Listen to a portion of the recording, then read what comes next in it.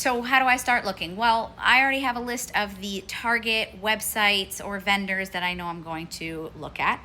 I need to know size. In order to do that, I would have had to have a floor plan or at least an understanding of what the measurements of the room are. For this particular case, I know that we need a full-size bed, so that's spec number 1, full. Second area of specs is going to be more related to the decor and the aesthetic, and there might be particular fabric or material needs that we have. One of those things here is going to be accent gold. Another is going to be the ivory color. But if this was more of a commercial space, I would need to know if this material here is going to hold up. Is it something like that? Can you? Oh, you can't even see what I'm sitting on. Is it a fabric that's going to pick up on dirt and fingerprints or whatever? That's not really great for a commercial space or a kid's bedroom, I might add. Other specs here related to measurements that we're going to need to know are the height of the actual headboard piece, right? Sometimes the height of the bottom when it comes to storage.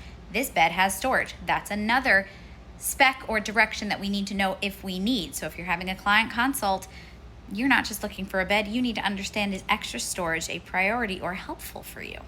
And the height of this is important because the placement may be relevant with height, whether you're doing a focal wall behind it, whether your next step is going to be art, whether it's going to be in front of a window.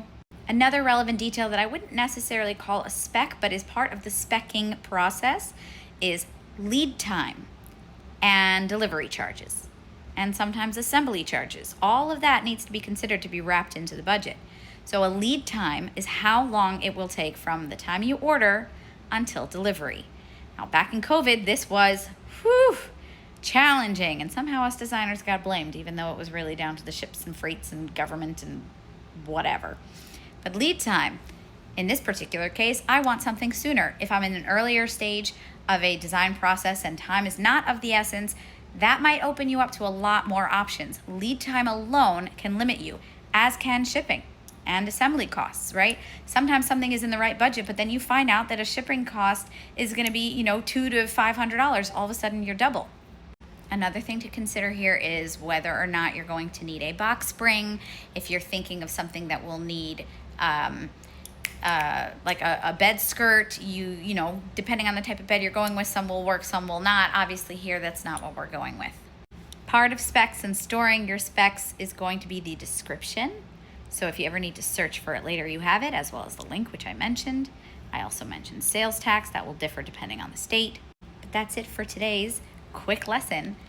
If you want to be an interior designer, with or without going to college, here's the place to be.